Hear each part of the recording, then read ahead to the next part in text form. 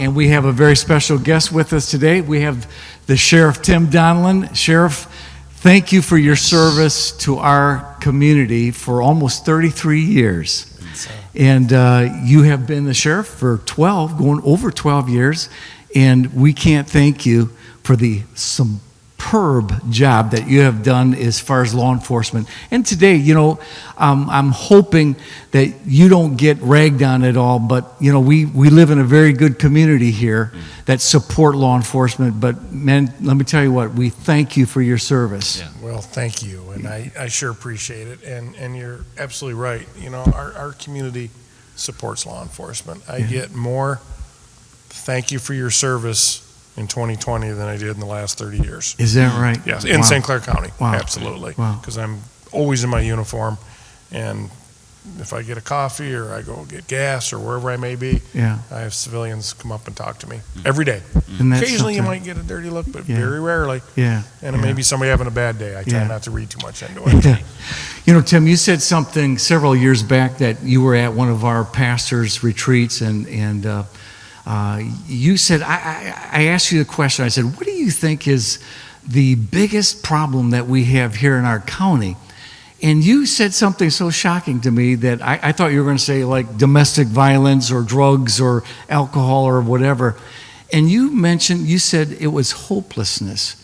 And I have used that quote from you, I can't tell you how many times, because the insight on that particular comment is just unbelievable. So why would you say hopelessness? Well, I think it ties into your mission with OT, because, the biggest part of my job is the jail.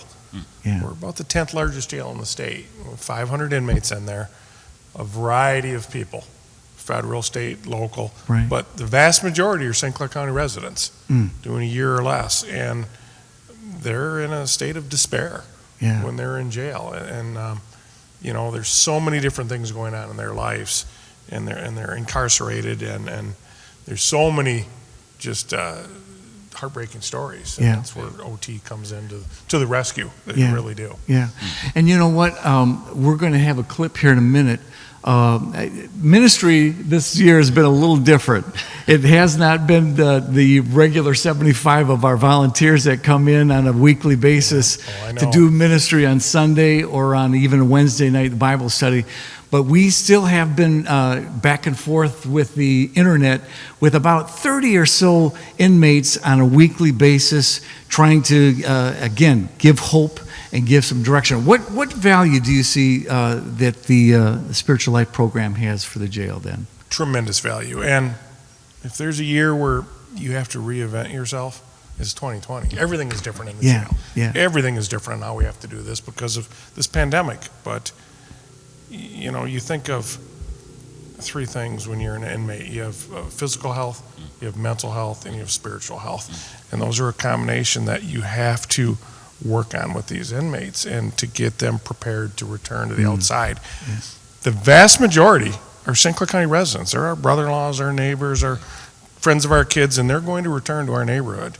And if we don't get them squared away while we have them, they're just going to keep coming back. These aren't people that are in a prison that are from all over Michigan that may be sent to Jackson Prison. These are St. Clair County people, and they picked up their charges in St. Clair County, and they're going to return. So that spiritual piece is tremendous, and I put it on that pinnacle along with the physical and the mental, the three pieces there. And if you can get them all working, you have a captive audience that is usually at their lowest. And this is when they're going to listen. And I see people when they're in jail, particularly trustees that I'll see on a daily basis, the longer they're there, the more you can see the fog clearing.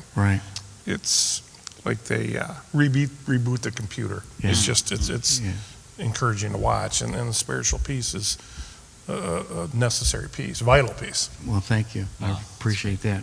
All right. Well, we want to thank you again for your service, and I know that Matt King is going to be on the ballot here for the upcoming position that's going to open here in 2021, and we're believing that we're continue to fight the good fight. Absolutely. And make some inroads here too. So again, thank you so much. I think this partnership will go on for decades more. All right. Absolutely. I mean, it's vital It's vital for our inmates, and our inmates are our community. Yeah, absolutely. So Tim, thank you for your support of the Spiritual Life Program and the jail.